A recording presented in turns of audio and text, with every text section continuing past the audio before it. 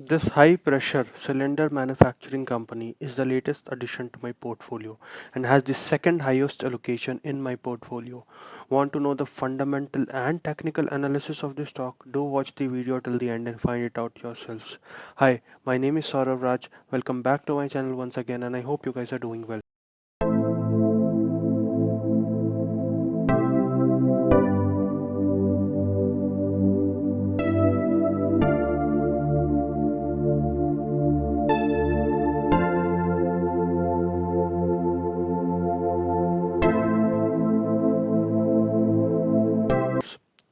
Now, this is a very small cap company. So, people who don't know me, I deal mostly into small cap and micro cap companies which are undervalued or at 52 week lows, and then probably ride them to the 52 weeks highs and to the all time highs. So I'm that kind of a trader. So now this stock was in my radar for a long time, but somehow I missed it technically. The alerts didn't trigger and it went off. So my buying price was should have been around 100, but it's around 134 because I got it late. So the stock is trading at a very good reasonable valuation as compared to the industry and its peers. Okay, the 52 week high is 153, so it's almost in the range of 25% from the 52 week high. So it is a 52 week high kind of a stock. So now the book value and everything is very good. The ROE in ROCs are decent. It's not outstanding because for me, if the ROCE is more than 8%, it's a decent enough company for me. So I'll say it's good, but it's not very good. It can improve. Now the book value is 93.3, and so it's trading almost 1 point sometimes of its book value. So it's not highly overvalued or expensive. It's according to me dead cheap in this overhyped and exaggerated market. I feel it's very decently placed. Okay. Now, if you look at the pros, the debt, it's a debt, almost a debt-free company. If you look at the debt, it's almost 73.4 crores. So it's nothing. So these are the company's pros. That is, it has a good profit CAGR over the last 5 years. So now let's not go through that. If you look at the peer comparison also, you will find out that it's very reasonably placed among all its peers. Now all its peers are into packagings and all those stuffs. So this is also into the packaging industry where they manufacture gas cylinders and high pressure cylinders. So now if you look at the profit and loss, okay, I do not go at the quarterly figures because I feel that quarterly figures are very uh, what to say, they do not give you a clear picture of the company because one quarter might not be very good for the company, but the company is doing very well on a year on year basis.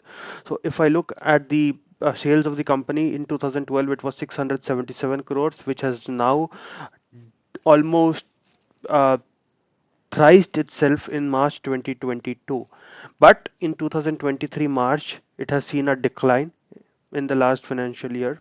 Okay, it has seen a decline of around 400 odd crores. Okay, which is not a very good sign. Margins have taken a dip in the last year, financial year, from 24 to a 13 percent. So it's around more than 11 basis point dip, and the profits have also shrinked off. Okay, but this is not a very good, what to say, indicator that the stock has is done. It has now made a top. Fundamentally it's now going to go down, or the company is going to do very bad. So 1 year or 1 quarter or 2 quarters cannot say that the company is bad. If you look at the year on year comparison, the company has grown significantly. So I am just discounting this 1 year as a bad year. It's not a very bad year, but it is a bad year. Okay, so now let's go to the uh, if you look at the balance sheet also, they have a capex of around 83 crores. So they have quite substantial investments which are there. And ROC, which I said that it's not very good, it's just on the decent note.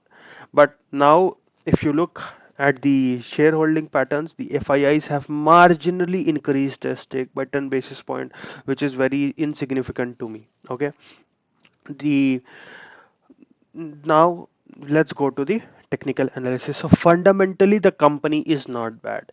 It's at a very recent decent valuation, I'll say. And the company is doing okay. Okay, it's not doing bad. It has done very well till last financial year. This year is just a hit. So I am hoping that the company will bounce back from the hiccup that it had. So now let's go back to the technical analysis very quickly.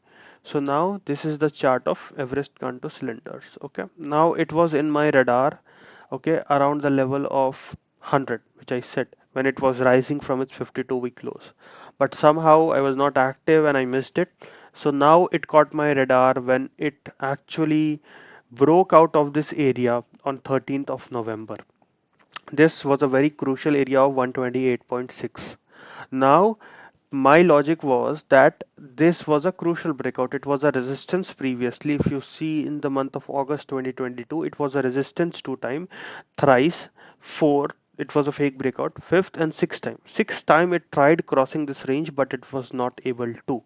Then it made an ascending triangle pattern. Okay, and then it broke out. Now it's a very good rule that if the breakout has to be healthy, the stock should retrace back to its breakout level. So now when I saw the stock near 134ish level, I was very confident that it's a retracement towards its breakout level. But unfortunately, it was also there was also a day of shakeout, which was the day when the whole small cap index fell by around 1 second 3.5%.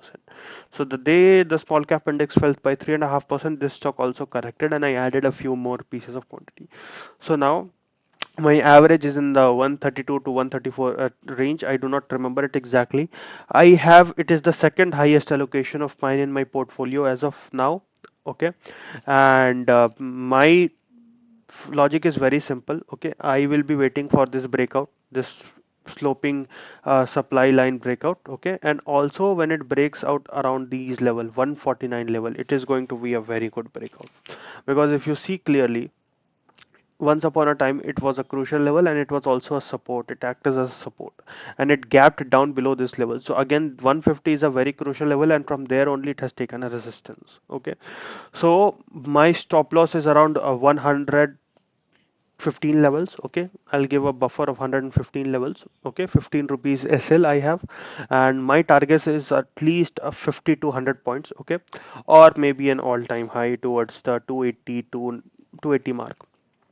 So that is what my expectation is of the stock. Now, whether those expectations are met or not, we will find out in another video. But technically also, if you see on whether it's the monthly chart or the weekly chart or the daily chart, you will find out that it's a very crucial level for the stock, and it is at a very good level where it's available. This is the monthly chart, this is the weekly chart. You'll see a proper descending sorry proper supply line is there. A proper supply line is there, and this is a very crucial level of 150, which I told you all right now. So yeah, it is at a very crucial level. According to the fundamentals of the company, it's at a very good reasonable valuations, and the fundamentally the company is doing good. So this is my latest bet. Now let's say whether this bet parlays into dividends or not, no one knows. It might take out my stop loss, which is very fine. But if you like this video, and if you watch my content regularly, and if you feel that my content is adding any value to your trading or to the thought process or giving you clarity, please do leave a like, share and subscribe, and I'll catch you guys back in another video. So till then, take care and bye bye.